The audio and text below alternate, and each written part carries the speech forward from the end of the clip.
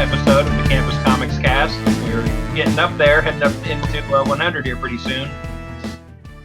This is Dan Brown, and I'm joined tonight by Mike Anderson. How you doing, everybody? And Scott Reed. So we got a few things we're going to go over this time. Well, maybe I should say, and the real Mike Atchison. I think we are the real Mike Atchison. Oh, really? Okay. Yeah, pretty sure. So we got a few things to go over this time, but just to let everybody, quick reminder, we are still kind of socially distancing on this podcast. We're all miles and miles away still, but the store is open. You can come in at, Tuesday through Saturday, 11 to 5 at 816 East Main Street, Suite B in Carbondale. If you want to call first before you head over, the number is 618-457-6011. And you can also find us on Facebook and Twitter. I think, new year. We had kind of a rough year for movies in 2020. A lot of stuff got pushed back. A lot of stuff didn't come out. There were weird release schedules and new release models that we're still going to be dealing with this year, it looks like. So we want to talk about the movies that are supposed to be coming out this year in 2021. We'll see how it all shakes out, I guess. But for right now, using ever-changing schedules as our guide here, and who knows, by the time this episode posts, some of this might be wrong. Who knows? Everything's changing so quick right now. But we kind of wanted to do a rundown of all the, comic book superhero movies coming out this year, and kind of, give our thoughts, what everybody's looking forward to, that kind of thing. And at this point, we think there are 7. Yeah. So, and one of them is not really. It's a superhero movie, but not a comic book movie. Is that a good way to describe that? That's going to be a better way. Weird, yeah. Yeah. So an original superhero movie, I guess, not adapted from anything. I guess it'd be kind of like, wasn't because like Hancock was like that, right? Hancock was like that. Yeah. Either Man was that. It's almost an indication that the genre has come of age. They're coming up with original content instead of being derived from comic books. So maybe that's a good sign. Well, I think it's pretty safe to say that none of the superhero movies direct to movie are better than any of the, the actual comic book movies. So yeah, they're not to that level yet. I mean, we had some bad comic book movies, but those direct to, theaters weren't. They were. So Hancock was okay. They're no Dark Knight when exactly. They, yeah. Hancock. The best thing about it was the soundtrack. I thought it was great. So I would have said they're no Winter Soldier, but that's the difference between you and I. So. So kind of the working list we have right now. So it looks like what's first up, Black Widow, and that's not till May, right? So that's kind of the pre-comic book day entry this year, as of right now. I guess the one we don't know about that could be before Black Widow is that we're including on the list is the Zack Snyder Justice League, which is going to be straight to HBO Max. So that could be before, could be after. I'm betting that it's going to be July, but we'll see. Yeah. Then, The Samaritan, that's the Sylvester Stallone movie. It's coming out in June. That's the original one. And then we have Shang-Chi. And Legend of the Ten Rings. That's July 9th still, right? Is what they're... The last date I have, July 9th. And then in August, we have The Suicide Squad. So this will be the James Gunn sequel to that. And then we've got Eternals coming in November. Mm-hmm. And then the list I have says Spider-Man 3. Yes. That came out years ago. This is the third Tom Holland Spider-Man movie for December. Mine says Spider-Man Homecoming 3. Oh, okay. So Mine says the Spider-Man Far From Home sequel. They got to get a name for that sometime. And then Yeah. I think that's the only like actual ones coming, right? As far as plus the Zack Snyder Justice League. So, Yeah. but to theaters, in theory, those Yeah. 6, and then Zack Snyder's Justice League to HBO Max. Right. Yeah. So like some other stuff, Morbius, the Venom sequel. We've got pushed back. I think there were more movies that were supposed to be this year that are getting pushed back too, like the Batman. Definitely been pushed back. Yeah, that was originally scheduled for November, I think. Yeah. I think originally like Doctor Strange and Black Panther 2 were supposed to be this year, because the 3 Marvel movies we're getting this year were supposed to be last year's 3. Yeah. So I'm trying to figure out what the third one would have been, but yeah, those for sure have been pushed back. So anything we're looking forward to if we can actually get to the theater this year and check them out? Well, gosh. I feel like we've been waiting so long on Black Widow at this point. I'm stoked about that. I mean, there's a little bit of nostalgia because I don't know if we're talking spoilers, but this is obviously a flashback based on the results of Endgame. But I do like some of the cast. I'm a big fan of he was the chief. Don't say David Harbour. David Harbour. Oh. Yeah, David Harbour. He's the Red Guardian. Yeah. So I thought I like him. You don't like him on Stranger Things? No, and he's another one of those actors that plays the exact same guy in every single thing that he's in. He's always just like this, grumpy, mopey, big kind of. Yeah. I'm not gonna say that's accurate. I'm gonna say that's what you've seen him in. He was in the Green Hornet movie. Okay. Okay.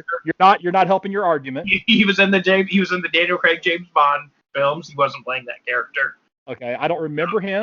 Again, these are smaller parts, but it's not the same character he's playing. You have to admit, he wouldn't be this successful if he didn't have some sort of charisma about him. So I get it. There are actors. It seems like they always play. It's like Adam Sandler or any.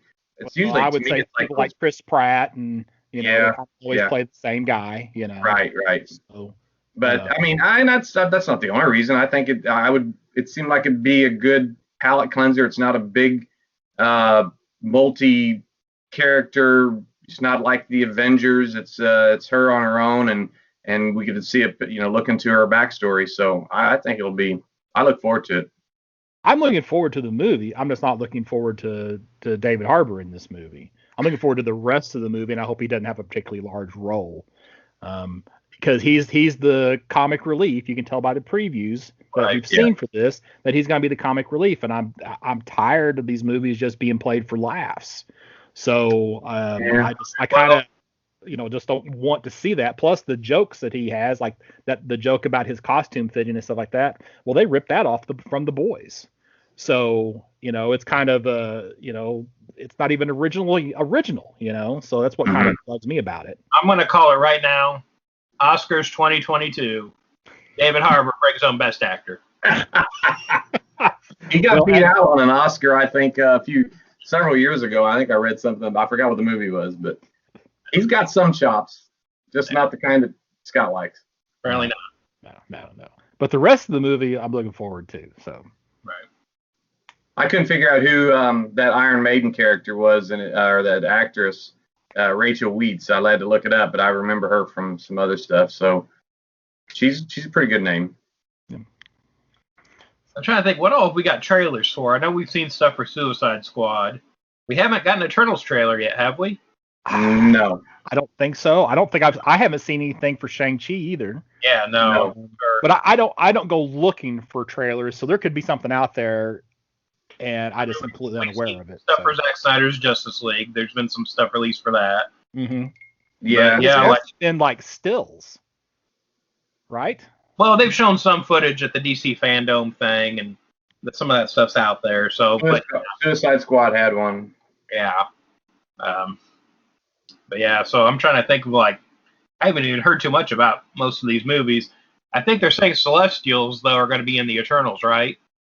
Well, they should be, I but get that concerns me because they've kind of you know, I don't know, ruined the Celestials in the Marvel Cinematic because oh gosh, now I'm drawing a blank. Kurt Russell Ego. in Ego, thank you.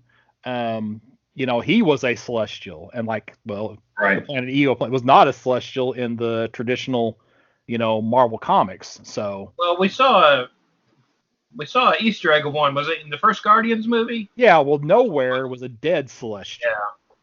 Yeah, that they were mining for resources. So, and then of course we saw the flashback with the stone of the living Celestial as well. So yeah, but they, you know, they expanded that to include Ego. So Yeah. I don't know. Hopefully they'll just kind of maybe his ego was in the way and he thought he was a Celestial and in fact he wasn't. So Now I feel like I've seen like a newer still or something, or like some artwork or something of like a more traditional looking Celestial that's going to be in it. I sure hope so. Yeah, because again, that's something to be really cool to kind of pull off, you know, in a film. And again, it just raises the expectation so much more for Galactus when they finally get around to that. Yeah. Of course, I mean that's kind of the thing though. Is I mean in the Marvel universe, I would consider the Celestials to be more powerful than Galactus. Yeah. So I don't know. It's like when they go to the Galactus, it's like they're taking a step backwards. So I don't know. We'll see. I mean, for me, I'm probably looking forward to the Suicide Squad the most. I really want to see what James Gunn, you know, can bring to that film. You know, we've seen, you know, sort of a cast list and who everybody's playing and that kind of thing. Again, I want to see what he brings to the DC universe, basically. Even though I know, like, he is going to go back and do the next Guardians 3 after that. So we'll see if they stick around, wait for him on another Suicide Squad film after this, if they do another one, or how that all kind of shakes out. Well, we can hope that he does a better job transitioning over to the DC cinematic than what Joss Whedon did transitioning over to the DC cinematic. And again, I know there was some talk of this after the Zack Snyder cut, you know, got announced, but it's like, I still would like to see David Ayer's original cut of the Suicide Squad movie that he did. I think that's very possible for those HBO Max subscribers that stick around after mid-July. Right.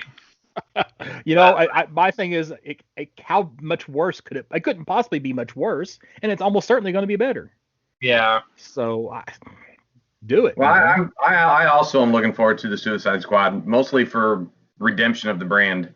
And this cast makes it looks. I mean, it's everything from, I guess you'd call Harley A-list, but then the rest is B, C, and D-list characters, and you know that there's going to be a bunch of them not survive. Oh, yeah. So I think just it'll be a fun. It won't be as formulaic as what that first one was, and patched together, feeling like it's patched together, hopefully. So I do. Yeah, I mean, like I said, I'd like to see something positive come out of that brand or that, you know, particular title. Well, the movie I want to say that I'm most looking forward to is the Eternals, but I don't know. I just wonder if that's going to be too high concept to transfer over well to a cinematic movie. So what I'm probably actually most looking forward to is Shang-Chi and the Legend of the Ten Rings, because I need a palate cleansing after Iron Fist. I've still been waiting to get a good, you know, superhero kung fu movie. Right. And I think this definitely has a chance. And this is something, you know, I've mentioned it several times, is like Marvel movies aren't just superhero movies. They're car chase movies and heist movies. And now we're going to get a Marvel kung fu movie. So I'm probably, that's one I'm probably most excited about. I have nothing but high expectations other than David Harbour for Black Widow. I see the director for Shang-Chi is Destin Daniel Cretton. Does that guy have any, you know? I have no idea. No clue. I guess I could look him up here real fast and see. So. Well, while you do, I just going back But never mind. I was going to go down the list of all those characters on Suicide Squad, but I think we did that earlier last year. So I think Shang-Chi would be on my list of the ones I'd be looking forward to. Just it's kind of a new genre. Let's see. I'm looking at his list of director. He's only directed 13 things, and a lot of them are shorts. So yeah, I you know, and a lot of his stuff is documentary, several shorts, and then his first thing that's not listed as a short is "I'm Not a Hipster." In 2012, a video documentary short. Yeah, so he's really kind of a new to directing, I guess. Yeah, if he has a bunch of shorts under his belt, I feel like there's something in there that made them, got their attention. Yeah. Yeah. This kind of budget behind him. So, but like I said, that's probably the one I'm most looking forward to is just to get a good, martial arts movie inside of the MCU and so we can forget about Iron Fist moving forward for a while. It'll make sense to reboot the character as opposed to try to, bring what was existing into the MCU. So, yeah, whatevs. I'm just negative. Sorry, I'm just complaining about everything.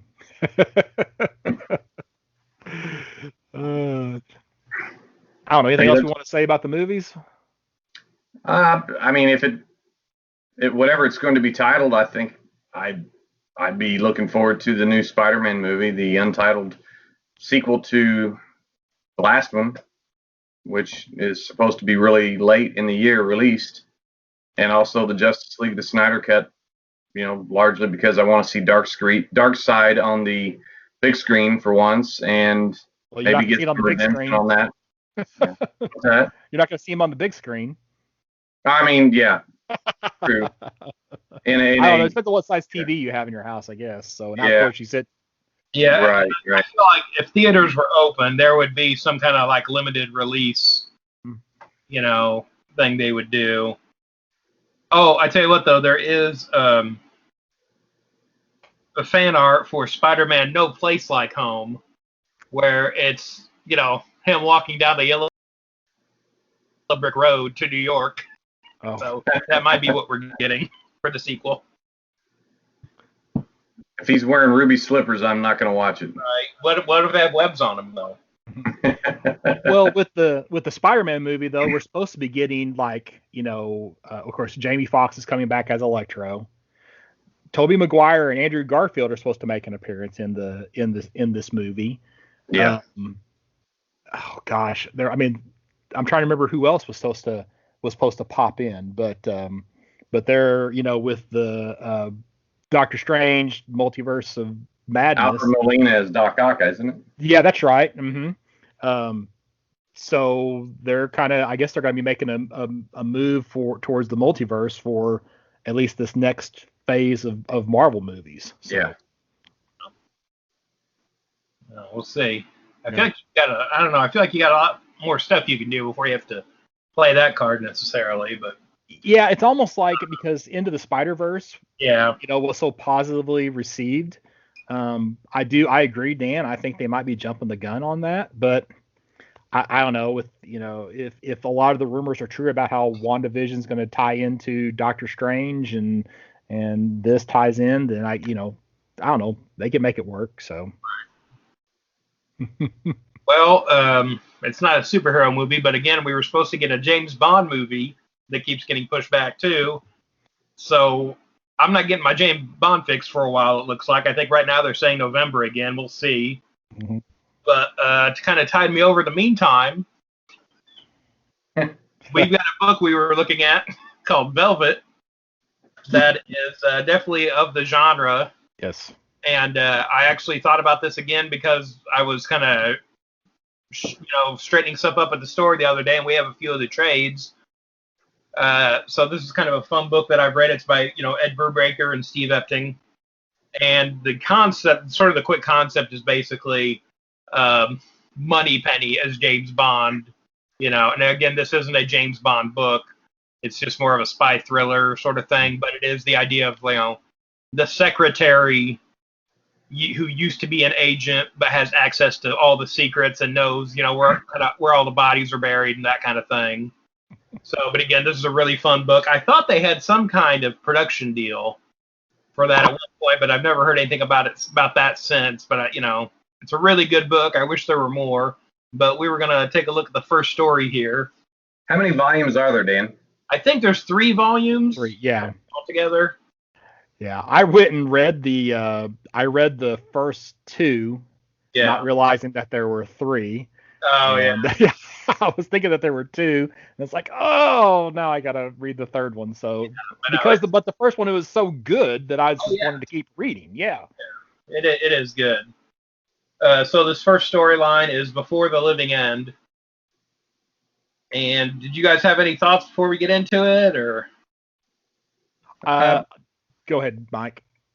I mean, just first thing I thought when I seen the name of the spy agency, ARC 7, I thought, what is a spy story without a snappy agency acronym? Right. I don't know what the 7 stands for, but I thought Allied Reconnaissance Commission. I thought that was pretty cool. And the art is great. I mean, this is not very often that I read a comic panel by panel, but I did on this one just so I could really just enjoy it. Okay, well, real quick, how do you read comics then, Mike? I'm talking as opposed to page by page. Okay. I'm talking about on the digital. Oh, okay. Okay. Break this down for you guys. Okay. Yeah. No, you guys are both over there going, oh, we got Mike on something. Let's just give him some help. I was like, I don't know. No, it's on the. I read it on Comixology, and yeah. So I that way you can enjoy. I just thought you could get good close-ups of all of it, and it was good. Okay. So I always forget how much I like good spy stories as in a comic book format, and it makes me you keep talking about how good the James Bond books are for IDW, right? Or is it Dynamite? Gosh, third try. It makes me think I maybe need to go back and start reading some of those because I really enjoyed the first 2 trades of Velvet. So yeah, and like the Dynamite stuff with James Bond, it's hit or miss, but when it's a hit, they're really getting it right. It's really enjoyable. But yeah, and again, this is just kind of feeding that kind of beast here with this. So with this one, this is basically one of the agents dies during an operation, and over the course of the story, it's made to look like Velvet, the secretary basically is being framed for his murder. So she has to kind of outrun the authorities and her own agency to kind of prove her innocence and solve who actually killed this agent. But yeah, it's a lot of fun. It's period piece, still kind of Cold War sort of era. No cell phones, kind of thing. No GPS, that kind of thing. So really kind of old school spy thriller. And it is fun, where everyone kind of underestimates her except her bosses, because they just see her as the girl who works in the office.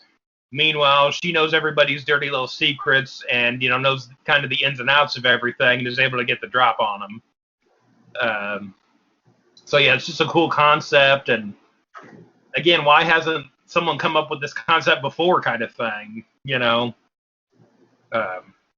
I'm going to go back to commenting on the art again, that Epting did a good job of showing really subtle differences in her age, because there were very slight jumps in time, 5 years, 10 years, whatever. Right. But it seemed like he nailed it on her depiction, which is kind of hard to do. So yeah, and like when they flash back to like the 50s with her, where she looks significantly younger, it still looks like the same character. And I hadn't thought about bringing that up, but that's a good point.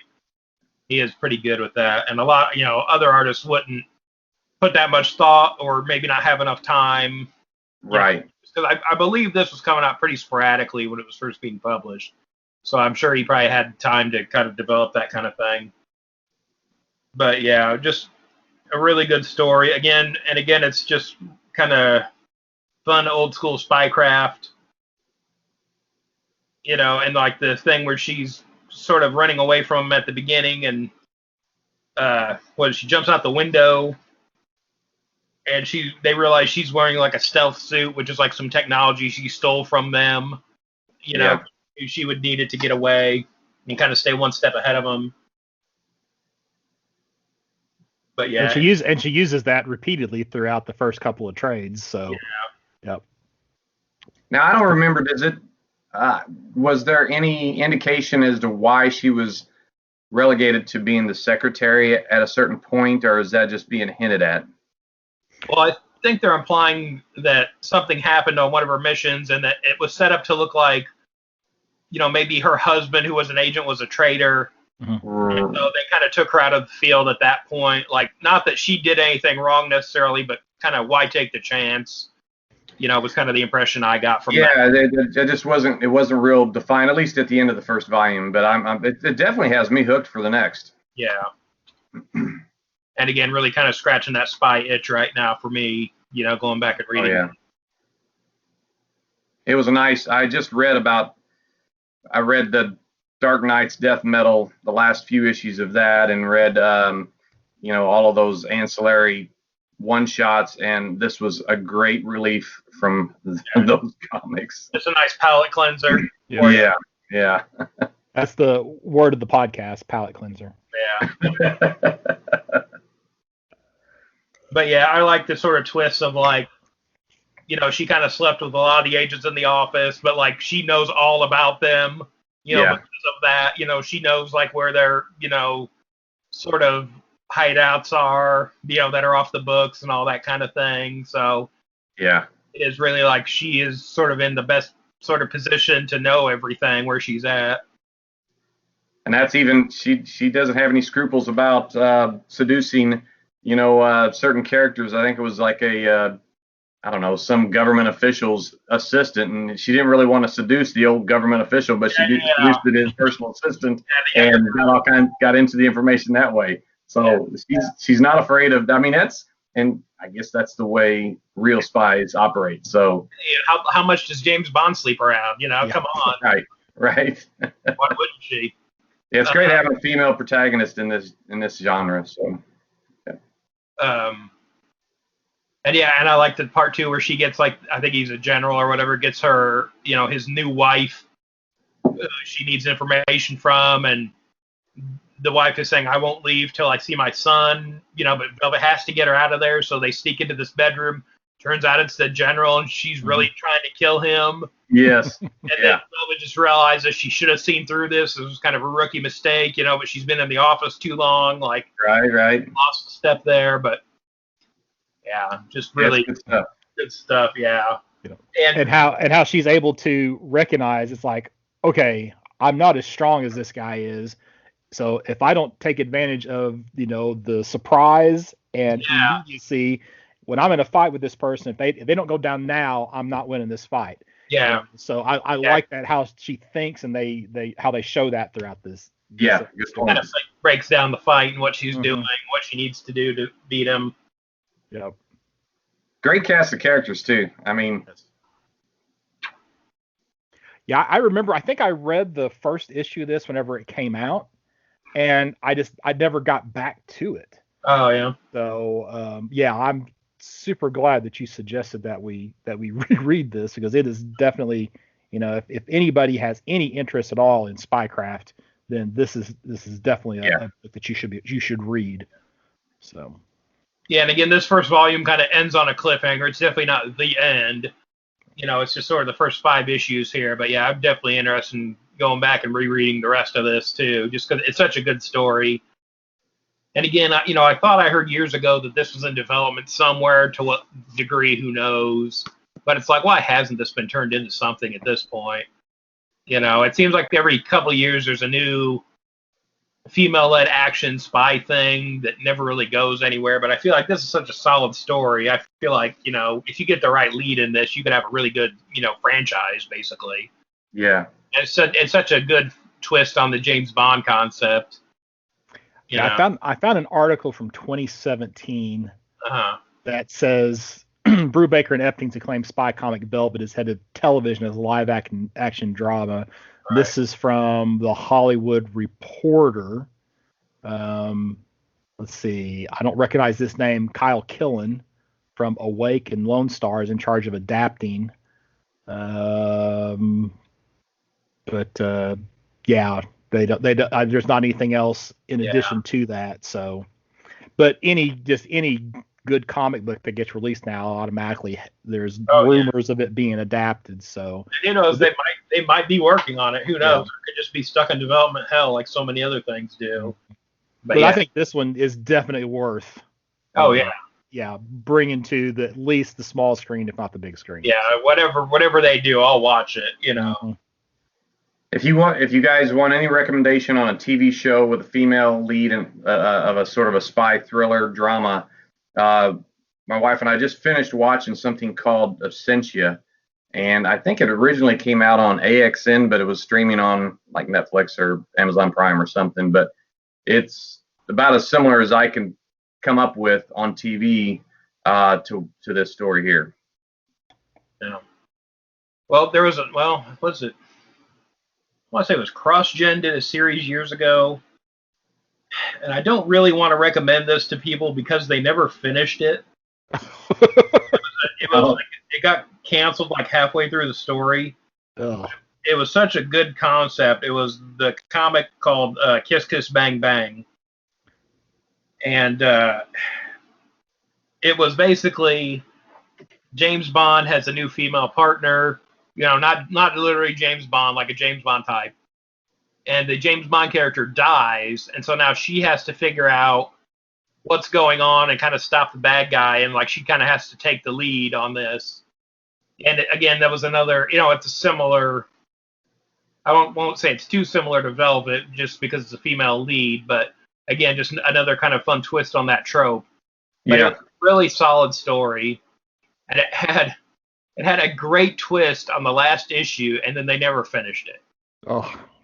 So it's like what came out was really good, but you'll never get the end to it. And who knows where those rights are now with Marvel having bought out CrossGen years ago and just basically buried all that stuff. But yeah, it was that was another one. Just had like a lot of potential. But yeah, Velvet though really strong. Again, there's just 3 trades, and I think so. The first one's on Comixology Unlimited, right? The first 2 are. First 2 are okay. So yes. you can read those on there if you have that service. Yeah. But again, we do have the first. I know at least the first couple trades at the store too. Campus Comics. But yeah, again, if this were a monthly book, I'd be reading it. I would definitely be picking it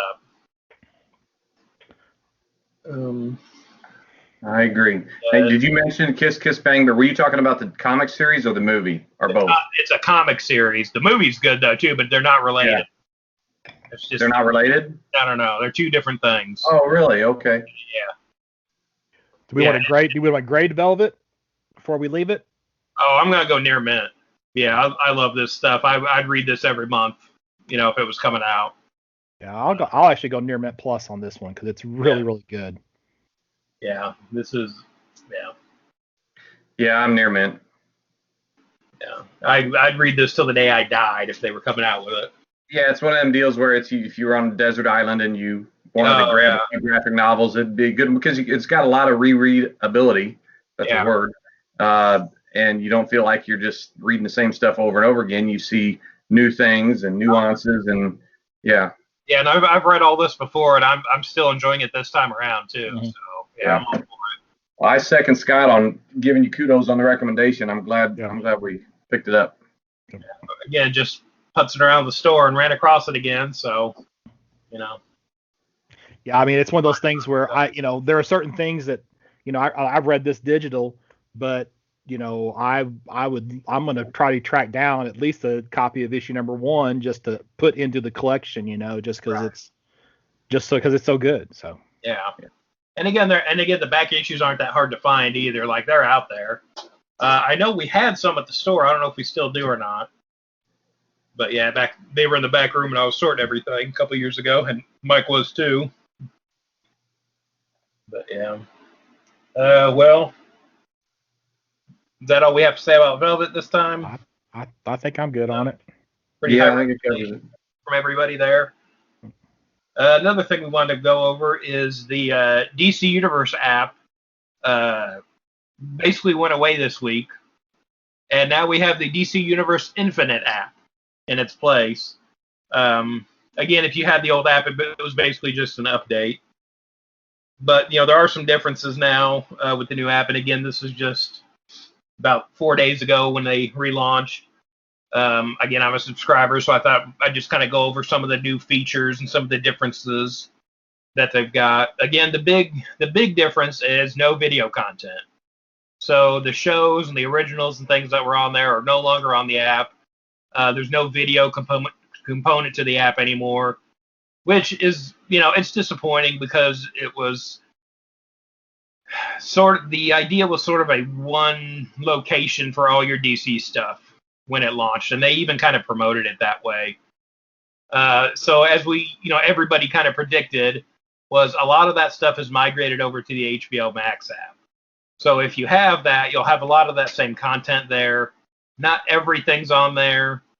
Again, some of the originals are kind of gone now. And I'm not talking about like Titans and Doom Patrol. Those things are there. But like the DC Daily News show they did, that's nowhere to be found now. They've pulled that, and some of the other kind of smaller shows like that.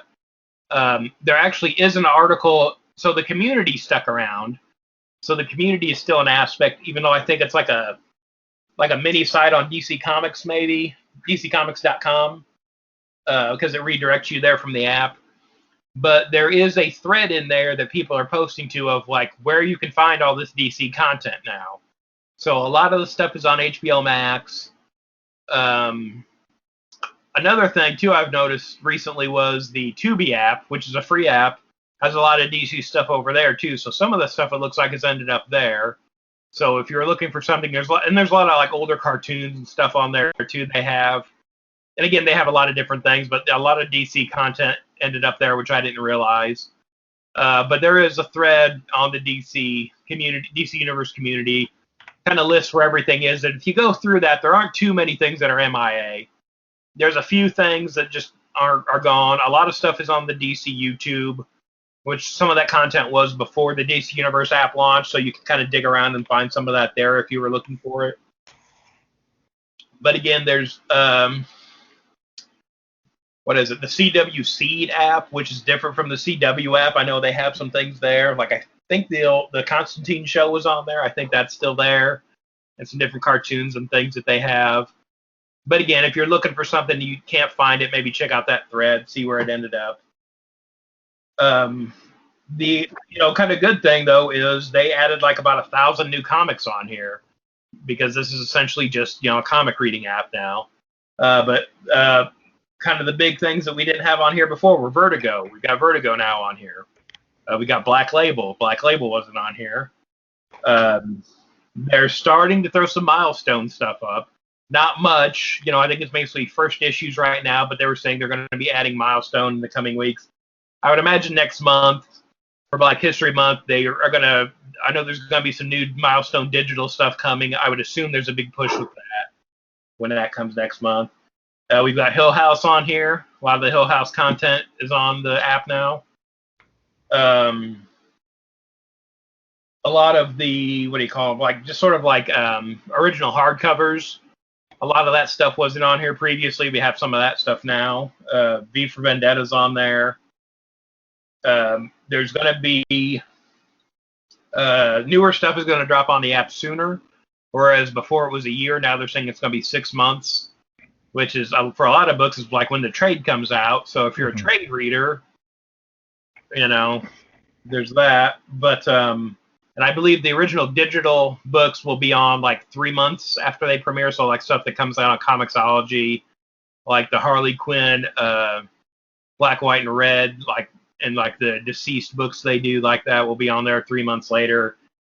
And I'm like, that's pretty short gap, especially for no longer than those stories are. I feel like, why would you even pay for that at that point if you have DC Universe? Just wait 3 months.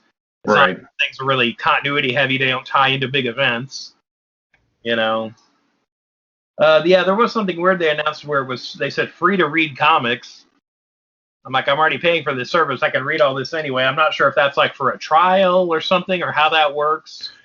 Well, it's probably you can just create an account and not have an active subscription and still be able to read something to try to entice you in. Yeah, I didn't really understand what they meant by that. And I kind of looked into it and couldn't find anything. Okay, one thing they were kind of promoting too is faster load times. On day one there was, but now, into the weekend here, it seems to be kind of back to what it was. Again, it doesn't take too long, but I am kind of reading through stuff and staring at a blank screen for a little bit on some of these books. So I don't know. It's no worse than it was for sure. And I would say definitely it was faster on day one. I don't know if they were just getting bogged down this weekend. Maybe so more people getting on, but so are the books not downloading in advance and then just purging from your memory, or you can download them if you want. Like, that's always been an option. But if I'm just like basically streaming the book, right? Typically what I do. Yeah. And it takes a minute. And again, that might be my connection too at home. Who knows? Yeah. But I didn't see a big difference like they were kind of going on about. One of the fun things too they have on here is you can make lists. And again, it's a reading list. They're likening it more like a playlist for books to read. And you can't do it yet, but they said eventually you'll be able to share that stuff.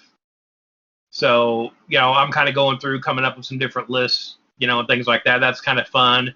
What I'm running into at that, though, is some of the books I want aren't on here yet. So, again, there'll be more to that as they kind of add more books. Another thing is, and again, this isn't for everybody, it's so if you're running iOS 14, you can change the icon of the app on your home screen. There's like different characters you can pick from. Again, it's not a big thing. I can do it on my iPad. I can't do it on my iPhone because it's so old now. But again, it's not that big a thing, but it's a neat little extra thing to have in there. If you want to have Superman or Batman or Wonder Woman as your icon, and they have several on there you can pick from. But yeah, and again, they did. They had a big push for some new stuff on here too. Like when you go to the homepage now, they're promoting like, "Hey, here's the first few issues of Death Metal. Here's Killing Joke. Here's some other things." It feels, and the thing is too, it's like there's Vertigo on here now, but there's not Sandman. So it's like, where's Sandman? Come on, So again, it's not everything yet. I'm sure they'll do a big push later on where it's like, hey, we've got Sandman now, and that sort of thing. But it is, once you're on here now, it is noticeable that there was a lot more on here to read than there was. And again, there was a lot to begin with. But yeah, now the other part of that is too, they've taken away basically half the reason to use the app, and they're still charging the same price. So it's $75 for the annual, which is what I do. Again, I feel like that's kind of shady, taking away that much of the content and a lot of what you use the app for, and not lowering the price. So the part of the big promotion they were running too was if you get the subscription, if you get the monthly, I think you'll get like a $10 gift certificate for the store. I do the annual, and so that's like a $25 gift certificate. So when it launched, I went to the new store, and the store right now is basically just apparel. Before there was, shirts and hoodies and things on it, but there were also like statues and action figures and mugs and different kind of collectibles. But like right now, it's basically just shirts. I think there might be some masks. My thing is, and again, this won't apply to everybody, of course, I realize that, but I'm a big guy. I need big shirts. None of these shirts are in my size. So in theory, right now, they're going to be sending me a $25 gift certificate for a store I can't really use. So hopefully there's not a deadline on that, because that's kind of annoying. So if somebody listening wants to send Dan $25, he will order you something in the store on your behalf. Yeah. But what I noticed, though, was interesting as I was going through the shirt designs, and, well, first off, there is some Zack Snyder Justice League shirts on there. There is a Darkseid shirt on there and a couple other things promoting the Snyder cut of the Justice League movie. But a lot of the designs I noticed are from when they were doing the Fandom online convention, and they had these sites selling shirts, which you could get any size you want basically then, but they all had the Fandom logo on it. So a lot of these shirts are those same shirts that were on there, just minus the Fandom logo. And there were some of those that I saw, I'm like, well, that's a cool shirt, but I don't necessarily need the Fandom logo on it. Like there's a cover of like an old All-Star Comics and that kind of thing. And now that shirt is on here now, just minus that logo. So it's actually, I feel like it's a better shirt. Again, it doesn't apply to me. But again, I realize that won't be the case for everyone. So if, DC shirts are your thing, check it out. And again, hopefully they add more stuff closer to like what the store used to be, but we'll see. But again, the store's not the big reason to get this. It's just sort of a fun bonus in there. But yeah, the community is still there. And again, I didn't participate in that a lot, but I know some people did. And so I know a lot of people were pretty happy that was sticking around. I might be wrong about this, but it seems like the encyclopedia is gone. That was another feature on the old DC Universe app. I never found it to be that great. I know there was a thing set up where like you could get on and sort of edit on there as fans. But I feel like you've got Wikipedia. You have so many other resources out there that were more thorough than what the encyclopedia on here was. So maybe they just ditched it because of that. Again, that's not going to hurt my feelings any. I'm not really here for the encyclopedia. But I do like the sort of reading list feature. I think that's kind of fun. If they do get to the point where you can share those with people, that's something I'll probably put out there. Put out some of my lists on that. The fun thing too about that is I'm going through making lists of like Superman stories that ran through all the books. Now when I want to go read those, I have to go dig out each title from the different series, and that's sort of annoying. Here though, I can just throw them on this list in order. Here they are, ready to go. So that's kind of convenient. But again, there's stuff missing I want to throw on some of these lists. Like, hey, here's a bunch of good Batman stories. Well, where's that one? Oh, it's not on here yet. Again, hopefully that's something that gets solved as they add more to the app. We'll see. Dan? Yeah. How big is the library again? I know you said it was increased. I know I think at one point it was like 25,000, and they added another 1,000 this week, so it's over 26, I think, is what it would be. I can't see where they've said now exactly what it is. Again, that might be out there somewhere. I just might have missed that. But yeah, I mean, there's a lot of DC stuff here. And again, I've been reading comics for so long that what I'm looking for is kind of the niche stuff or the old Golden Age things. And, again, it looks like some of that stuff may not ever end up on here. Especially stuff that hasn't aged very well. We'll see. But there's a lot of new stuff on here to read now, so that's nice. And I don't know, it's basically DC's Marvel Unlimited now, which they always had kind of in addition to that with the video content before. So I feel like this is more on par with Marvel Unlimited. And Marvel Unlimited for a year is 60 regular, right? Sounds right. If you don't get the plus with the kit and everything, which is 100.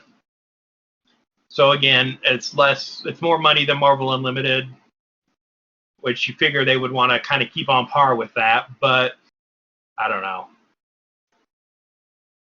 If they did some kind of kit like Marvel does for this, I would definitely be for that. I would pay extra for that like I do with Marvel Unlimited. But I don't know. What do you guys have any thoughts on that, or? I'm going to subscribe to it at some point. Right. I just haven't taken the plunge yet. I really should have subscribed whenever we were going through Vigilante. Oh yeah. At that point, because I did drop some money for digital versions of Vigilante, but I just until there's something big that I'm just ready to read and can't get into some other format, then it'll be the last one that I subscribe to. So right. But it will happen at some point. I'm the same way. I dropped. I mean, even at the $1.69 price point for those Vigilante, that's the reduced price for unlimited or subscribers.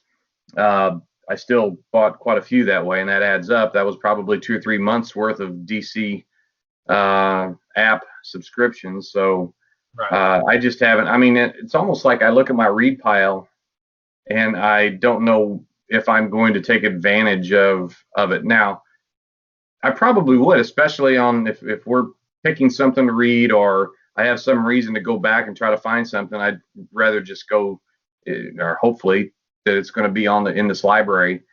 I'd be better off going with this app than trying to go hunt it down through back issues. So I see the value there. I just haven't pulled the trigger yet, mostly because I've got such a large read pile already. But we'll see. Yeah, and like I'll complain about the price because I don't feel like that's right what they've done here. But I'm such a DC fan, and it's like to have this many just sort of at my fingertips. I'm always going to be in for this. Like honestly, they could charge $100 and I would still buy it. Don't tell them that. No. But this is something I'm always going to have. So. So the next question is, can you read Strange Adventures on the DC Universe Infinite app? You know what? As a matter of fact, Scott, you can read the first 3 issues that they put as part of the launch on here. Oh, okay. You know what? That'll be really helpful if you want to follow along with the Strange Adventures books we're going to talk about right now. That's right. So yeah, we keep talking about this, and we're finally going to talk about the first 6 issues of Strange Adventures right now. The current series. Yes. Not the original. No. There are some old Strange Adventures on there, though, too. I don't know what's all on there, but yeah. You want to go old school with it, too. I might go ahead and bring that up for the first issue because mine is packed away somewhere because it's been so long since it came out. Oh. Well, while you're pulling that first issue up, I guess I'll go over some of the details of it then. So we have Strange Adventures written by Tom King. With art by Mitch Gerards and Evan Shaner. Now, I wish they would have done something to make it a little clearer about which artist, and I really feel like you can't even say which artist on which page. You almost have to say which artist on which panel. I feel like there are some pages. It's okay because we read them panel by panel. I was waiting for that. Oh, real quick. Readers can't hear everything I'm saying, Right. Yeah, sometimes I have to read between the lines. But real quick before we get into this, I want to say on the DC Universe Infinite app, the search function still sucks. Okay. So yeah, they really need to improve that. But on to Strange Adventures. Yes. Now, I don't have a whole lot of history with this character. Unlike, I feel like I had a whole lot more history with Mr. Miracle. Right. So, it's really, I probably have read prior to this less than 5 Adam Strange comics in my life. Yeah. So I have a general idea. I know that there's the whole Rand Thangar war. But beyond that, I don't know a whole lot about this character. So, I really thought Tom King could do just about whatever he wanted this character, and it wouldn't really impact me one way or the other. But getting back to what I was saying, it would have been nice to be, because I know that the artist is supposed to be some indication about the view for this book. Mm-hmm. Because you have, and I think it's the Evan Shaner. Yeah, is the cleaner, what I would call the cleaner lines. Okay, just make sure I have this correct. Yeah. And then Mitch Gerards is the more, I don't know, just scratchy, more realistic, more something. I don't know how really to describe it, but I think the easy way to kind of differentiate this is Evan Shaner is doing the Rand sequences and Gerards is doing the Earth sequences. So throughout the story, we're kind of jumping back and forth in the timeline between Adam Strange on Earth and Adam Strange on Rand. Okay. So Rand is Shaner. All the flashes back are by Shaner. They're in the past, but all the Earthbound storyline is by Gerards. Okay. Yeah, and I'd be interested to see what these actual pages look like, because again, as Scott was saying, like panels on the page will be done by the 2 artists. As it kind of jumps back and forth. It's not just per page, but It almost certainly was all done digital. Yeah, I gotta think at this day and age it would be, especially with deadlines and things. Yeah. It would be interesting to see the original art for this, because I would think it has to be done digitally. I can't imagine they're shipping pages back and forth. No. Of course, I would expect to see 2, 4, 6. Like on page 6, we've got this full page, splash by Doc Shaner. It would be a shame for him not to have done that on pen and paper, just so that he could resell that artwork. Oh yeah, I would think that is, but I'm gonna bet like Mike again. I don't know. I don't have insight to this, but my guess is like, okay, so there's a page earlier where the top 2 are on Rand and they're him, and then the bottom scene is them on Earth. I'm gonna say there's 2 physical pages to make that page. I would bet Shaner drew the top 2 panels. Gerards drew the second, or the third panel on the bottom of the page, and the top of his page is blank. Would be my guess. Yeah. And they were kind of merged digitally. Would be my that's how I assume you would put this book together in 2020. That makes sense. And I think one of the reasons that you see the Doc Shaner style represent the past is because that's representative of the 50s and 60s books that Adam Strange starred in. It was just that was the style. It was clean and bright and shiny and very straightforward. There was the good guys always won, and then you got the Mitch Gerards present where the lines between good and bad, or good and evil, are much more blurred. Yeah, and I think they definitely pick these styles intentionally. It's just like the tone, and it really helps kind of differentiate the storylines here in the time frame. Yeah. But Shaner is definitely that more optimistic, adventure kind of style. Well, I don't know. I mean, there's a lot of I mean, you go back to the 50s and 60s, and some of those stories were kind of, they were repetitive. They were, used the same formula. But, I mean, Adam Strange was very unique and innovative for its time. I read a little bit about how Julie Schwartz picked. They had I think it was Erwin Donefeld was the editor-in-chief at the time, and he gave Julie Schwartz and some other editor a choice of which characters they'd like to highlight for this showcase issue. It was like showcase 17 or 18 in 1958, but Julie picked he could have picked Space Ranger, but he picked Adam Strange, and they had the story developed, and I mean, it is pretty cool. He's a man of 2 worlds. He's an archaeologist here. He got randomly zapped by the Zeta beam, and he gets sent to Rand instantaneously and has to acclimate there. And it proved to be a very it was a concept that withstood the test of time. It really did. So I think this was a good. I'm really liking this, but I think I get your point, Scott, is that not every reader is going to know all that backstory to be able to be dropped right into this first few pages. Yeah, and I don't think that's really necessary to enjoy it either. Right. I think yeah. So going back to page 5, Adam Strange has written a book about his time on Rand and this kind of war he just went through, and so he's doing a book signing here. And on the middle of the page here, the fan that's coming up to meet him, I'm thinking that's Tom King. Like I think that's Mitch drawing Tom King there, and I know he's also holding copies of. He has the Strange Adventures, book that is the book in the side of the comic.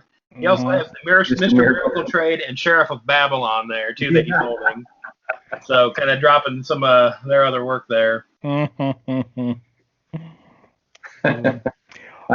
so the Pict, are they new for this book as far as I can tell?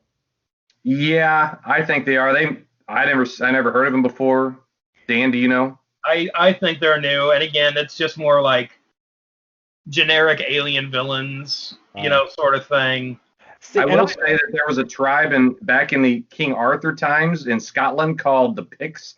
And it was Picts. Yeah. And it can't be. I've read a lot of King Arthur type novels and stuff, fiction, but this can't be a coincidence. And they're very similar. They were wild and they had painted faces and caused a lot of trouble for the kingdom. Yeah. They were big lizard guys that had robots. They had they were lizards and robots too, and they had ray guns. Yeah, well, that's got to be tied in then. I know. I mean, yeah, when you look at Geoffrey Chaucer's, original Arthur stuff, yeah. Right, giant lizard dudes. The listeners are going, what is wrong with people? this kind of shows like I had some preconceived notions going into this book that I knew there was going to be this whole war hero, war criminal aspect to this. Yeah. Right. So I thought that one artist was doing the war hero side and one artist was doing the war criminal side. And I think that might have been true for the covers because they have 2 covers for each book, but that's not true for the interiors. Well, I feel like you could still kind of make that claim. Okay. I mean, I feel like Shanner is more the war hero storyline. But it's just when he's on Rand, but that's where he's doing both what one side would consider the crime and one side would consider the hero stuff. But he's being it's like, I mean, it's like maybe the flashbacks are in his own mind and he's justifying his actions, and we haven't gotten to anything that would lead us to say, okay, yeah, what he did was a crime. But I agree with Dan that I think that this is the Shaner part is basically representing him as a hero, and at least in his own mind, and the Gerards part is it's dirty, gritty because it's realistic. It's now you're it's like the guy that was served in Vietnam and he comes back, and you have all of the citizens of the United States giving him a hard time about what he did or didn't do. He's just being stigmatized. So I think that's the differentiation on the art styles more so than hero and not hero, whatever.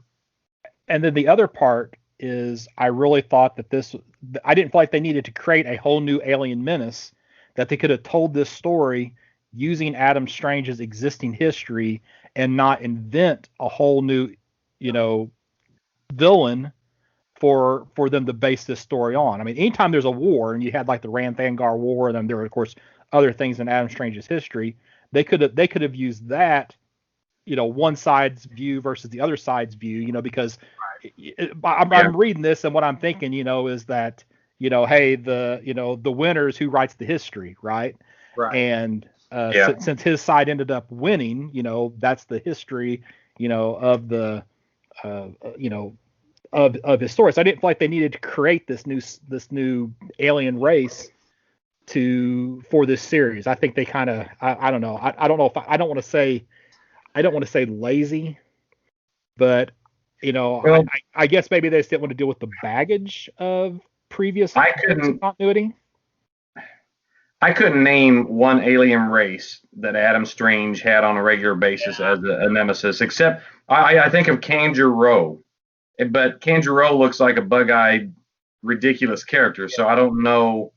Although that character actually looked kind of pretty creepy and tough in that Morrison Green Lantern run, but I don't know that there was just really all of that history in the Adam Strange stories that you might think. There weren't really any recurring antagonists that I can recall.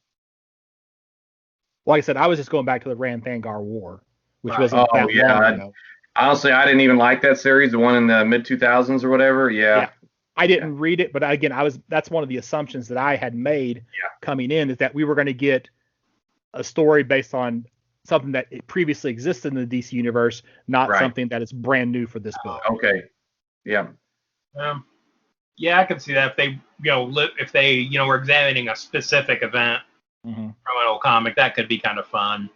But and again, we're just talking about the first 6 issues here. There will be 12 by the time this is done, so we don't know the whole picture yet.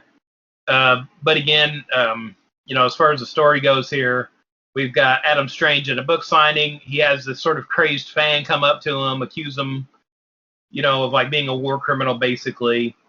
And then later on, here on Earth, that guy is found dead, and it looks like a laser blast has killed him, which makes it look suspiciously like Adam Strange was the killer.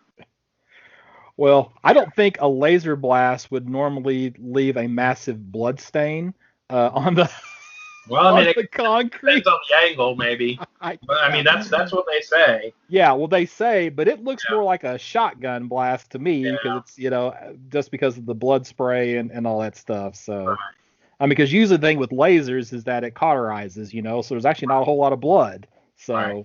So I thought that was kind of weird. I don't know. I feel like we might be getting into semantics that don't really matter to the story at this point. Yeah. No, you're right, but I just. Yeah, but again, the point is they're trying to, whether it's a red herring or not, they're trying to point the reader to being suspicious of Adam Strange, our hero. Yeah. And so he goes to Batman, asks him, like, hey, investigate this, sort of prove my innocence, find out what happened to this guy.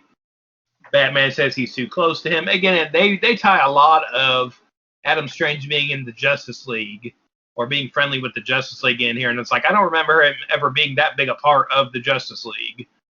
He was as close as you can get without being a full-fledged member in the original run.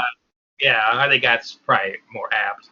Yeah. He was never, he just was never inducted, but he was like their most recurring guest, honorary, whatever you want to call it. Yeah. But Batman says because, they are too close because of their Justice League affiliation, he says he'll kind of farm it out to somebody else, and then, it turns out it's Mr. Terrific is who he's enlisted to sort of investigate what happened here and to kind of look into Adam Strange. And again, I thought that was a fun twist. Like, who would Batman get, to run an investigation? Yeah. Another important aspect of the first issue is that because of the book, we're told that Adam Strange and Alana's daughter is dead and died because of the Picts. So, and that keeps coming up throughout these next several issues. So it is something we need to point out too on the first issue as well. So yeah, I early on the story starts drawing comparisons to America's experimentation with colonialism in the 1800s and how that's some of the more meta maybe commentary that's going on, but that I don't know that I'm smart enough to really say talk as give a positive or negative about it, but I know the colonialism aspect was something that they're really trying to play up. This this is Earth is trying to populate other planets and at the expense of native residents and stuff like that. Which is a bit of a stretch for one guy going to a planet 25 trillion miles away infrequently. Yeah. To represent colonialism, but okay. Right. Real quick, I want to point out on the DC Universe Infinite app here, they only show the one cover. So every issue has, two covers by Shaner and Gerards, and they just have the Gerards one on here. Lame. So they have the nice one, not the they got the rough one. They don't have the one that you're using as a background right now. Okay. Oh, they have the rough one. Okay. Yeah. It has the Stranger Danger written on it and sort of the graffiti version. That's the one I have. Yeah, I'm trying to get the Shaner covers. I like both of them, but I really like his style on here. It's like I don't know. This is gonna come out wrong, but it's like a better Mike Allred. Yeah, I said that came out wrong. It's definitely that sort of retro kind of feel to it. Yeah. I think it's a way better Mike Allred.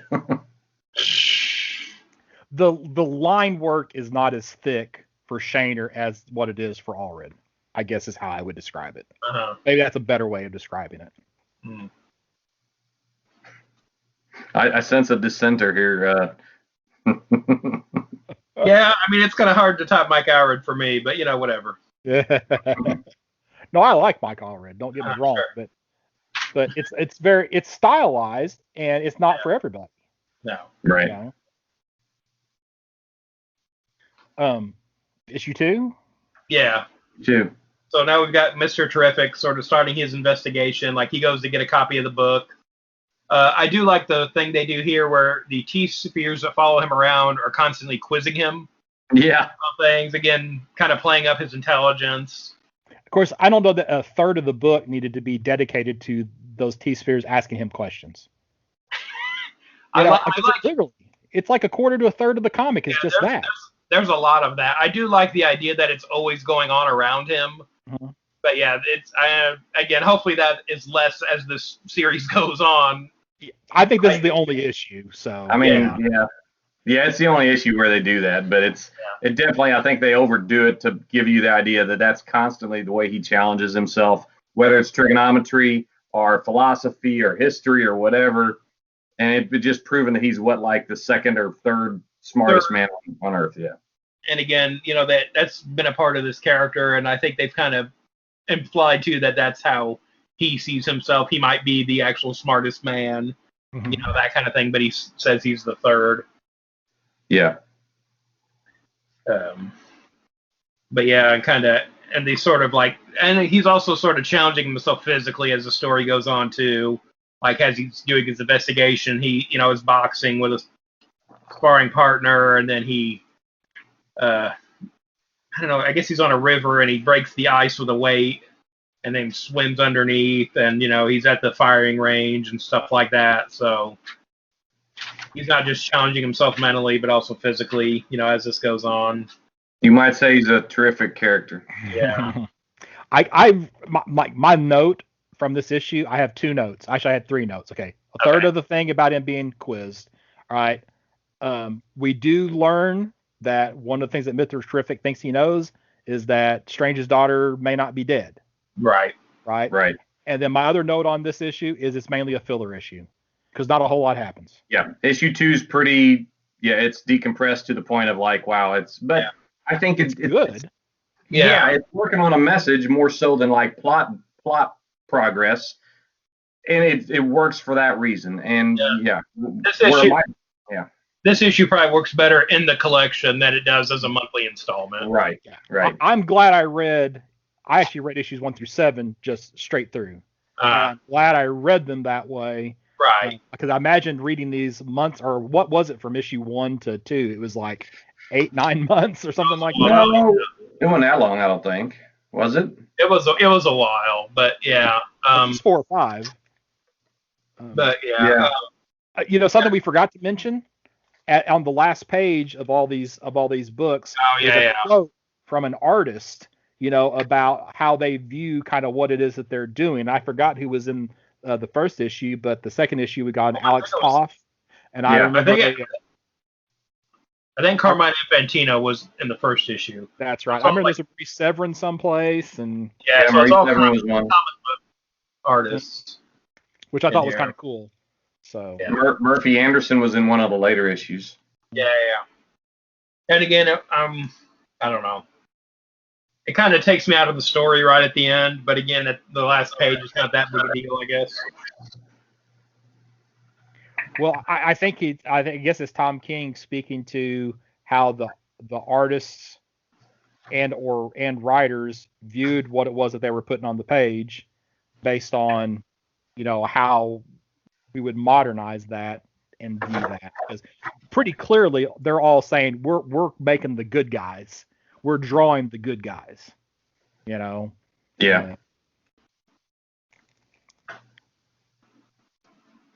Anything else?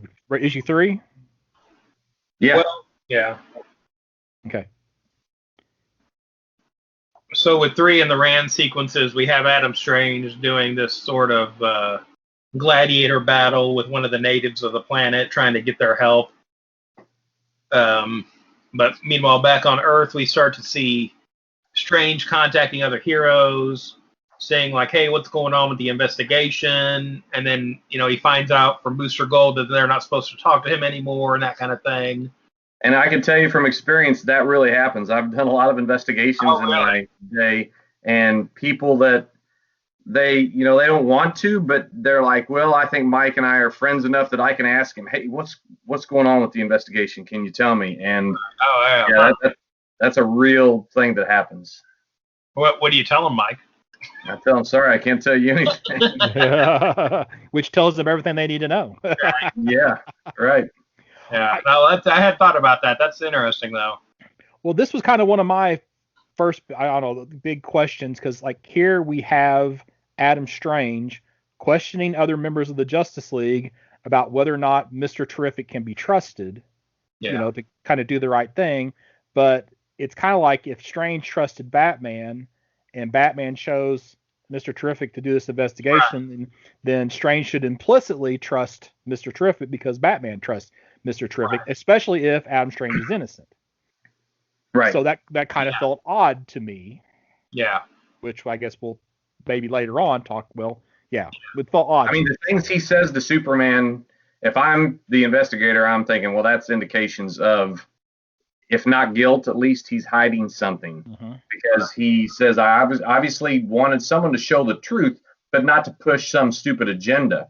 So he wants people to know his version of the truth, maybe, but he's going to the big guy himself, Superman, trying to, get some insight as to where they're going with it. And then the other thing is the investigation, I thought, was supposed to be about whether or not he killed this guy. But the investigation is turning into whether or not he's a war criminal because of what he did on Rand. Yeah. Right. And it's like, when did that change? That was what threw me. Is like, when did it become no longer about how this guy died, but about what he did on Rand? I feel like this is an issue of Mr. Terrific wanting to be super thorough in his investigation, finding out did this guy actually have a point to make that he was accusing Adam Strange of. And now, it looks like, on the surface, it looks like Adam Strange killed this guy. So I feel like he would have to investigate what had happened on Rand. Right. To see if this guy had a point and Strange is trying to cover something up. Right, because Mr. Terrific isn't going to just investigate the murder itself. He's going to consider what that guy was accusing Adam Strange of that was possibly the motive for being killed, which was, I know what you did back on Rand, man. You were a war criminal, blah, blah, blah. So, that has to be, so. Well, I feel like Batman would have had this wrapped up in about half an issue. Well, yeah, but we got 12 issues to fill here. I know. I'm just glad it wasn't Batman. Man, come on. I'm tired of, there are other smart people besides him. Yeah. And again, I don't feel like we've done a lot with Mr. Terrific lately either, so I'm glad to see him here. Exactly.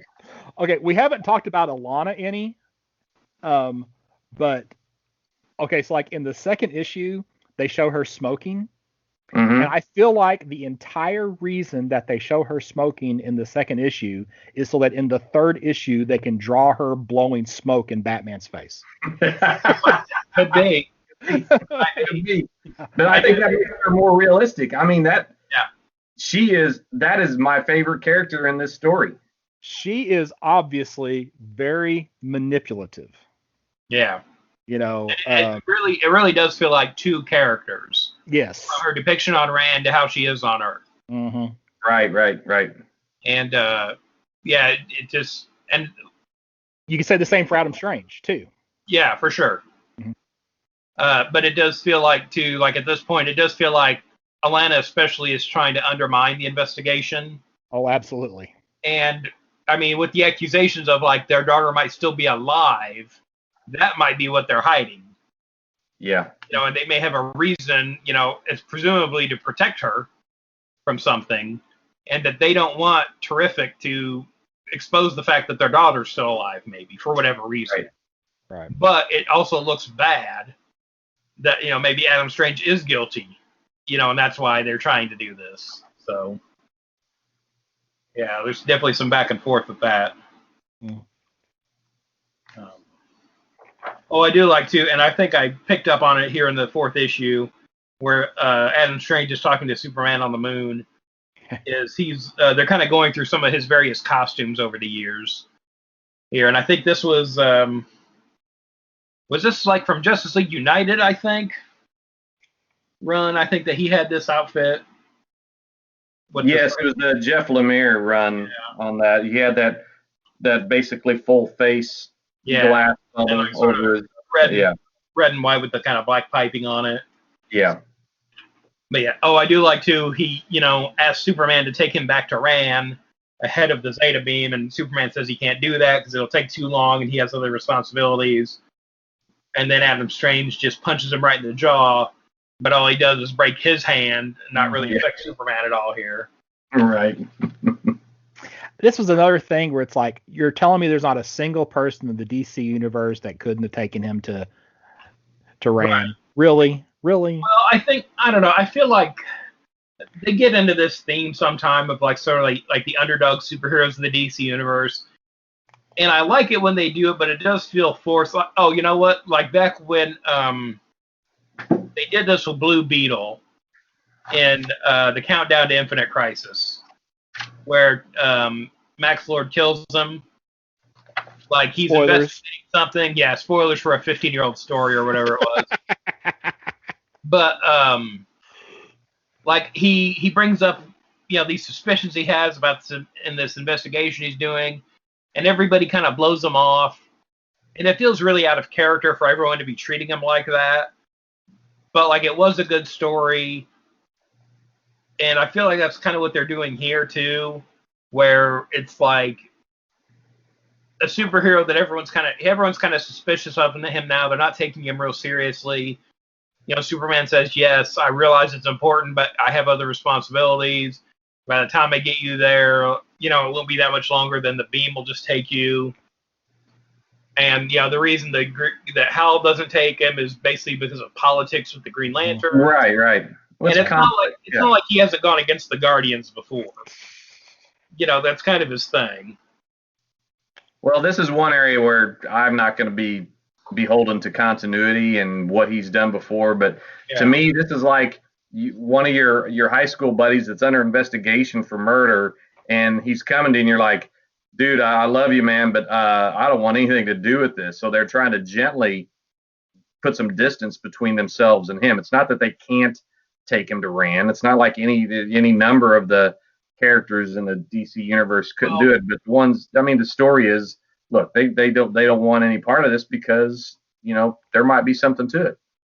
And so here's the other thing that I feel like should have been brought up at this point that wasn't, and this kind of ties into my feelings of I don't feel like the Zeta Beam has ever been fully kind of explained and defined as to how this works, because my takeaway is right now, if he's not on Earth to get hit by the Zeta Beam, he won't automatically return to Earth.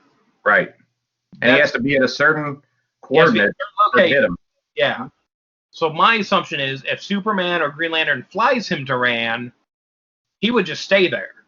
Yeah. Right? Well, yeah, until the next Zeta Beam hit the coordinate on Rand, and then I guess it would take him back. But if he's not there...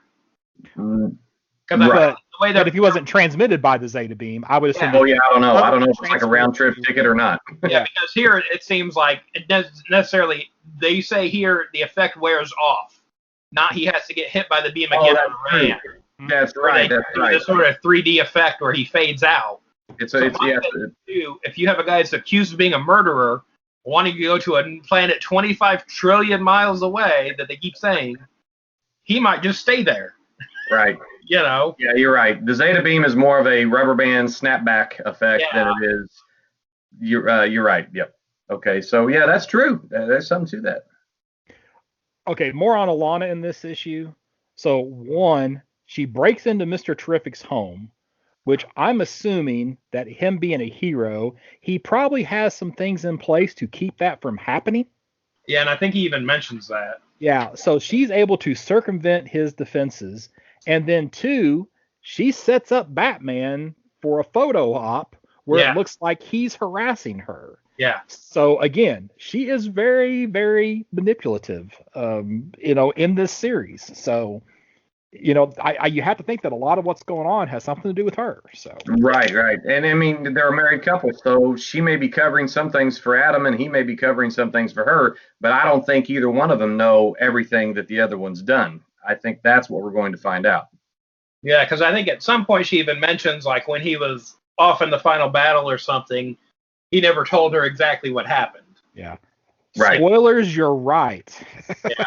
I won't say what you're right about, but you're Where right. are we at? Are we on? I'm moving into issue 5. Yeah. I don't know. Okay, yeah. Yeah, I think, we're kind of going over 3 and 4 there. I do like the scene in 4, though, where Terrific is investigating the records on Rand. Oh, yeah. Oh, real quick, too. The way he gets to Rand is through a spaceship that I don't think they name, but it really looks like a more modern version of the Justice League Javelin from the animated series. So I'm going to pretend that that's just a Javelin. from the Justice And League. also, I mean, it reminds me of one of Hawkman's. I mean, maybe that's the same thing, the javelin. The Hawkman developed arrow-shaped sort of. Oh, yeah. Yeah. Okay. Yeah. So Mr. Terrific can get to Ran on his own, but Adam Strange can't. Yeah. Well, I think they even mention that the Justice League won't give him a ship. I think that comes up. Yeah. But again, he goes to Rand to sort of inspect the records of what happened during the war, and they're telling him, "Oh, well, sorry, we only have our records. The enemy's records aren't translatable. Sorry, we can't change them to English for you. But here's what we want you to read. Mm-hmm. Check this out." And of course, he responds to that in the alien's language that he's taught himself on the trip over. Right. I think that's to me. I think that's cool, and I think it's cool that he put Sardath in his place. Oh yeah, that's one of my favorite scenes in the book so far. Oh yeah, is Sardath slaps him for questioning him, and Mr. Terrific tags him right back. Yeah. Says, "What do you think fair play means?" Yeah, that's a great line. Yeah. Of course, they then send Mr. Terrific home. Yeah. So I didn't have a whole lot of comments on issue 5. I mean, it was just really kind of a little bit of back history to set up that upcoming, battle with the Picts, I thought. So, I mean, I don't know. Yeah, we have, sort of the hearing with, Alana's kind of taking center stage there. Mm-hmm. But yeah, it really kind of flashes back a lot to them being trapped with the Rock people on Ran.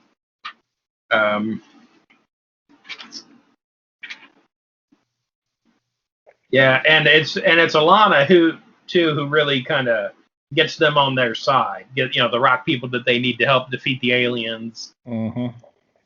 Are we on 5 now? Yeah. Yeah. I gotta say that cover is fantastic. Well, which cover are you talking about? Well, it's the Gerards cover. Okay. Is that the one with Lana on it? Yeah, with her front and center, and you got Mr. Yeah. Half the page is Mr. Terrific, and the other half is Adam. At first glance, like whenever I was going, like I just saw that cover the first time, I thought it was Big Barda. There's some similarities. She's just smaller. She's a strong. You don't have the scale. Right. Somebody standing beside her, so. Right. I thought Barda showed up in Mr. Barry and Strange Adventures. Right. Going back to her smoking in this issue too, she mentions that she doesn't like the air on Earth. That's part of the reason she smokes too. Like that was kind of an interesting thing to throw in there. I guess they have more higher carbon dioxide on Ran, something carbon monoxide or whatever in the air. So or nicotine in their air.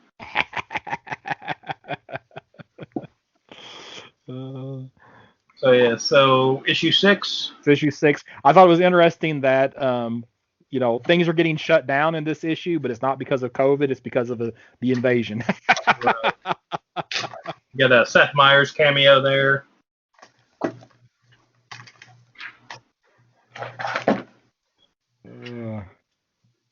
Yeah, a lot of sort of. Oh yeah, we get another costume here with Adam Strange. I think this is the Pasquale Ferry miniseries from a few years ago that this suit is from, with the sort of vest and the more sort of helmet kind of look. Yeah, I think you're right. Yeah, I really like that design. Again, they made a figure of that as part of the DC Universe Classics line at Mattel a few years ago. I did kind of like this exchange between Alana and Mr. Terrific about about the loss of children. Yeah. That was several pages, and it was very well put together. So. Well, yeah, and just the way the book's laid out too. On the last page where we just have her standing in the snow and him saying over, it's cold out there. I thought that was the end of the book because there's an ad for Doomsday Clock actually right next to that. And then I kept flipping. I was like, oh yeah, there's more story here. It doesn't say to be continued down on that page. Yeah, so yeah. There's the quote, on the last page here. Yeah. I'm wondering if the alien language is just a font or if it's just gibberish. I thought I saw some people who had translated it online. I didn't look. Oh my gosh. Well, if character substitution is probably what it is. Yeah, it's probably just a font basically, but there is the part where Adam or Mr. Terrific is talking to the official on Rand and says something in the language and then translates what he said. Mm-hmm. So that might be part of a key there. Yeah, that could be the key. If someone has figured that out online. And again, I haven't looked into that really, but that'd be kind of a neat thing. Like there is a chart for the Kryptonian language online and that kind of thing that they use in the comics.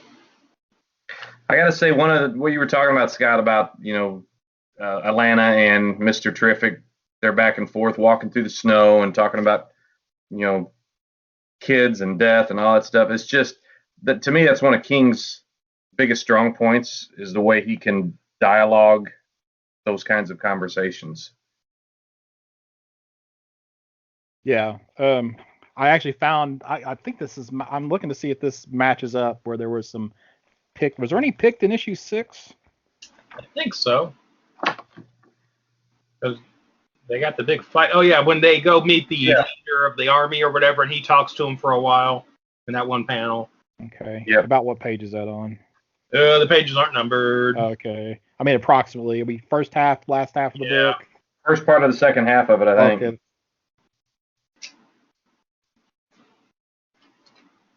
Let's see if this is there. Right about in the middle. 4, 5, 6. Okay, yes, I found it. It's page 8 for those playing along at home.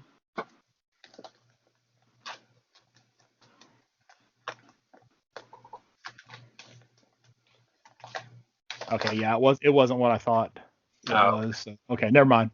Well, hopefully by the time this book wraps up, someone's cracked this code if there is one. Well, I mean, if you're good at substitution ciphers, you could probably take. Because we have the thing where Mr. Terrific said something and picked, and then repeated in English what it was that he said. So you got basically you got the key. So if you want to take the time to figure it out, I thought I saw where somebody had done it, but I've lost it, so I can't find it. Oh, well, something to look into. Might be some fun spoilery stuff in there, hints to what's coming up. Maybe some foreshadowing there in the alien language. Make sure I thought I had something else on my notes here. Yeah, because we got a pretty serious cliffhanger here at the end of issue 6. Yeah. Where basically it looks like, they're both. Gosh, I'm even drawing a blank now on what the cliffhanger was. Was like Alana's dead. Yeah, they're both like knocked out or whatever. They're on Ran, and Adam is kind of drug away. Is he drug away? Well, or does he? Oh, well, he might have faded away, I guess. There's that possibility, too. I was thinking someone came and got him because there's 3 shadows over him in the first panel. On the second panel, there's none. I assume that means the alien scooped him up. Okay. Yeah, you're probably right. Unless they all got teleported back to Earth, maybe. So, Aldo, did anybody go ahead and read 7 besides me? I have not yet. I've got it. But again, I was so behind on everything, I just waited to read all this for us talking about it here. So. Yeah, I've read it. Well, we should hold off then. So. Yeah, I figured we would do this last half on the. Last half, yeah. Once several comes out. months. Yeah, I mean, at least 5 months from now. So. Yeah. I'm definitely think this reads better. Read it in large chunks. Yeah. I think reading this even month to month, I think you're gonna. I don't know. It's just gonna be tough. So I having read these first 6 issues, back to back to back to back to back, as opposed to spread out over an extended period of time. Yeah, it's easier to keep track. I think we said the same thing about Mr. Miracle too, didn't we? Mm-hmm. Yeah. Or that's how I felt anyway. I guess it's just because this is not an action-driven story, and I think anytime you got to think about it, it's better to read it, sure. Right. A little bit more where it's fresh on your mind. Well, do we want to grade this first half, or where's everybody at with it? I'm going near mid plus. Yeah. I'm going to go very fine, just because I keep getting burned by things like this. Like Doomsday Clock is a good example, where I was really, really high on Doomsday Clock through issue 6, and then it completely fell apart at the in the last 3 issues. So I'm going to maintain a little bit of skepticism. And I think a little bit of that is because I've already read 7, so I know there are some things about 7 that I don't like. So that's maybe skewed my opinion of this story a little bit. I'm gonna go very fine. Also, I like where they're going, but again, if they stick the landing on the last half, I'd probably go near mint. We'll see. Yeah. How it works. I'm kind of the same way too. I mean, I could go up from very fine, that's for sure, but I could definitely see myself going down from very fine. I see you guys. I see your points. I mean, in one way, I think, wow, we graded a lot of those vigilante stories at very fine or very fine plus, and they're nothing near the quality of this. However, I read the Mr. Miracle series, and I was pretty disappointed in the way, and Doomsday Clock, and I was disappointed. I had high hopes, and I hope that I'm not disappointed in the outcome of this, or my grade could go down dramatically. Yeah, I don't think anybody wants to be disappointed in a story they're reading. So No, absolutely. I mean, to be honest, I mean, my biggest fear is I really think Tom King's a great writer, a great guy, from everything I hear. But the Heroes in Crisis series, it turns my stomach, man. I can't even deal with it, and so that is what pulls me back from. I'm only giving it that grade for these 6 issues. Yeah. So far, it's to that level, I think. I think the one advantage is that, while Adam Strange as a character has been around for a long time, in current DC, universe, does anybody really care about Adam Strange? Yeah. So I think he's a little freer to do with the character what he wants to do. Well, apparently that doesn't nothing. I mean, whether or not they're current in the DC universe didn't stop him from doing what he did to Speedy or Roy Harper with Wally West. I mean, well, but I mean, again, those characters weren't important at the time. So wow. Well, at the time, I don't know if that means in the last 5 minutes or in the last 5 years or the last 20 years. But at the time of Heroes in Crisis, I mean, Wally West had only been in since the Rebirth issue. Wally West has been dispensable or disposable ever since Barry Allen came back, in my mind. Yeah. They could have done a better job of moving him out of the way. Yeah, and that's they didn't why have to kill Roy Harper to do it. Yeah. Well, but I mean, who was using Roy Harper at DC at that time? You can't have. Was he in the Red Hood and the Outlaws? That's a big seller. If DC would have stuck to their guns like they did, do what they did, and we're going off tangent here, but in the 90s they did a good job with Legacy. Mm-hmm. You had Wally replacing Barry, and you had Kyle replacing Hal, but no, they had to bring back the originals. Whatever, that's fine, but to me, that's where they lost what they were doing well, the Legacy, and that goes back to Jay Garrick to Barry Allen. Yeah. But again, I'm still waiting on that call for them to ask my advice, and it hasn't come. Well, what do you think of what they're doing with him in Future State, Mike? How do I turn this off? I'll see you later. Yeah. Oh, yeah. Yeah.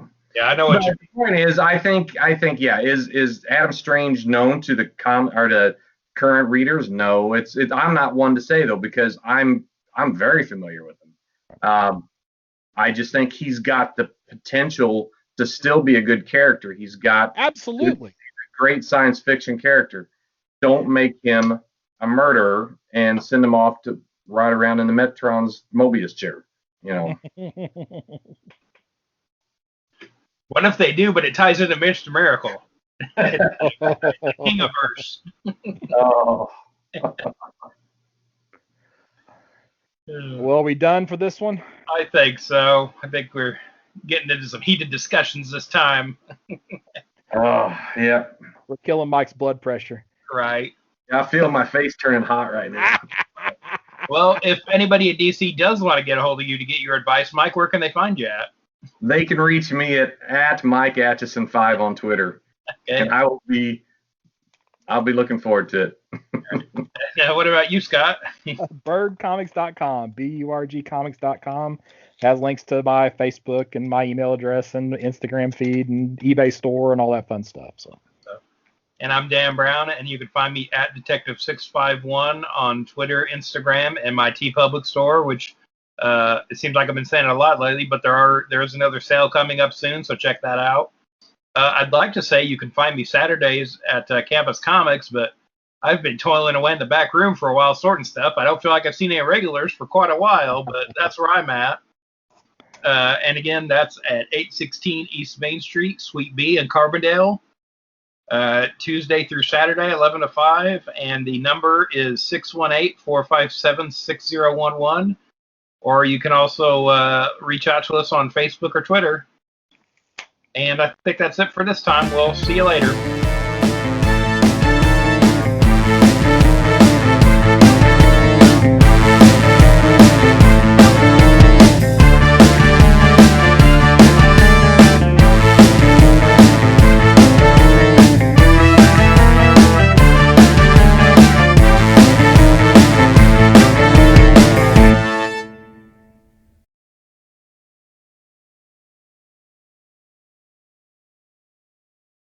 Okay, get your radio voice going. I'm gonna do a Dan impression someday and start it off and see how long before people realize it's not Dan. I've been practicing. No. Now I guess you're all self-conscious. Alright, I'm gonna blank my screen so you don't see me laughing. I can always tell whenever you're like trying to keep from cracking a smile when you're doing the intro. I tried to think of anything worth putting at the end already for yeah. I think we could use we could just use Dan's Mike Atchison impersonation. Mike Atchison, how you doing, everybody? And